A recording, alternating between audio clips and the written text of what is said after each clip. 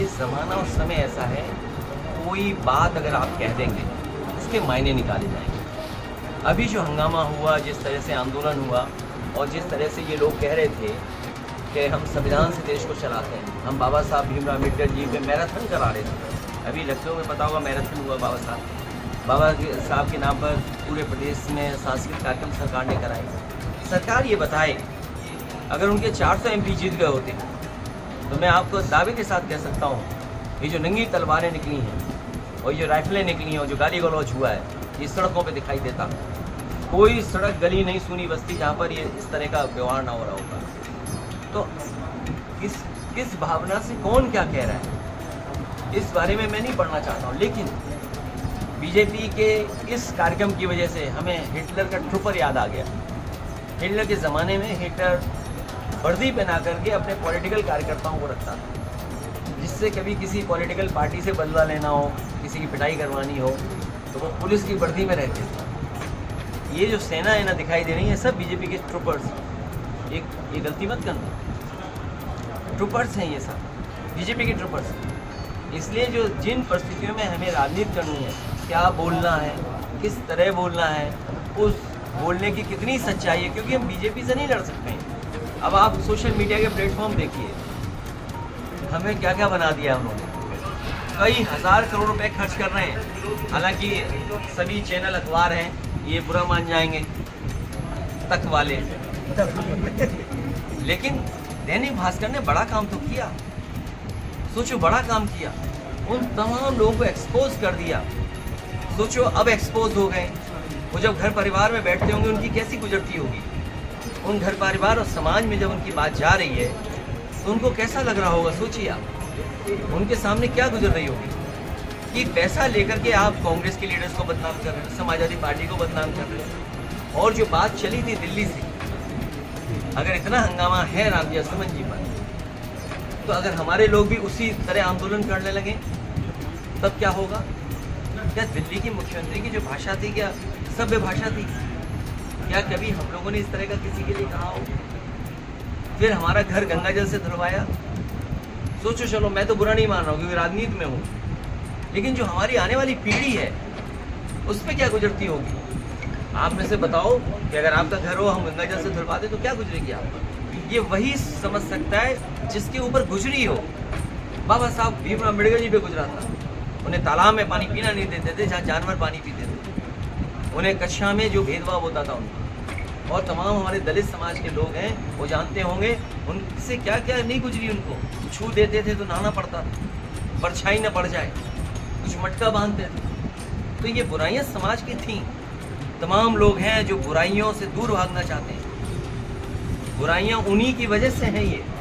इसलिए हमें और आपको राजनीति में दूसरी जगह उलझा रहे हैं। आज बताओ, किसान की आय दोगुनी हो गई, गेहूँ खरीदा जा रहा है, सरकार ये कह रही है इस रेट से ज़्यादा नहीं खरीद सकते प्राइवेट लोग। क्यों नहीं खरीद सकते? क्योंकि सरकार कंपटीशन नहीं होने देना चाहती है। अगर कंपटीशन होगा तो आड़तियाँ महंगा खरीदेंगे गेहूँ। सरकार मिल गई बड़े उद्योगपतियों से और उद्योगपति से मिलकर के गेहूँ को सस्ता खरीदवा रही है, क्योंकि कल वही उद्योगपति जब आपको आटा देंगे, आटे में कितना गुना मुनाफा होगा, आपको बिस्किट देंगे कितना मुनाफा होगा। 2-2, 3-3 बड़ी कंपनियों को लाभ पहुँचाने के लिए गेहूँ महंगा नहीं बिकने दे रही सरकार। सोचो, कहीं दुनिया में ऐसा देखा होगा कि सरकार पाबंदी लगाती हो? मैं तो कहूँगा आज तक वालों से इस पर स्टोरी करें, इन्हें करना चाहिए, इनको प्रवक्ता नहीं बनना चाहिए बीजेपी का।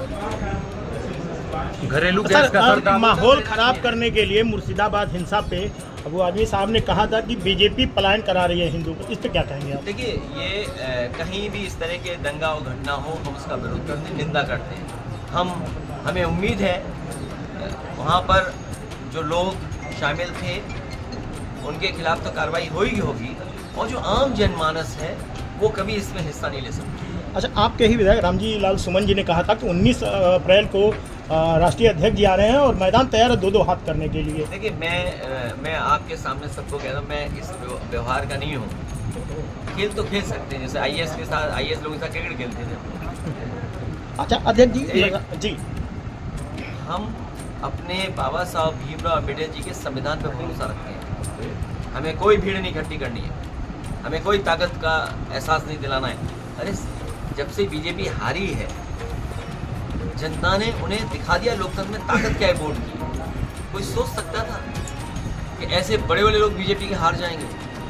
आज जनता ने हमें सबसे ज़्यादा सीटें जिताई हैं, नंबर 1 की पार्टी बनाई, देश में नंबर 3 की पार्टी है। इसलिए हमें दो हाथ नहीं करना है, हमें अपना सहारा लेना है संविधान का। संविधान हमारी ढाल है। अगर कोई भी व्यवहार और कानून तोड़ेगा तो उसके लिए वर्दी वाले अपनी लाठी लेके रखेंगे। वही पुलिस वाले लोग जो आज उनके साथ खड़े थे, जब कानून का राज होगा, सामाजिक न्याय के राज की स्थापना होगी, तो जो लोग कानून तोड़ रहे होंगे उन्हें कानून ही सजा देगा। मुख्यमंत्री दावा कर रहे हैं कानून व्यवस्था ठीक होने का। एक तो इसी जगह आजमगढ़ में सनी कुमार की हत्या हुई, फिर प्रयागराज में दलित के साथ जो है अत्याचार हुआ, तो इस पर क्या कहेंगे? लगातार मुख्यमंत्री जी दावा करते कानून व्यवस्था का। ये इनका धोखा है।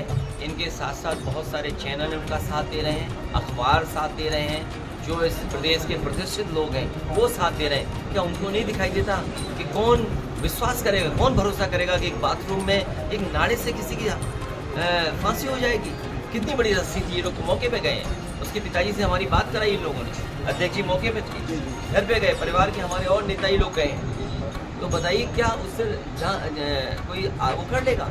और फिर किसी चीज़ को वो अपना मांगने गया हक, अगर हक मानने गया तो उसको जिंदा जला दिया। बताओ, ये वही लोग हैं जो सरकार की ताकत रखते हैं, सरकार के इशारे पे ये लोग कर रहे हैं।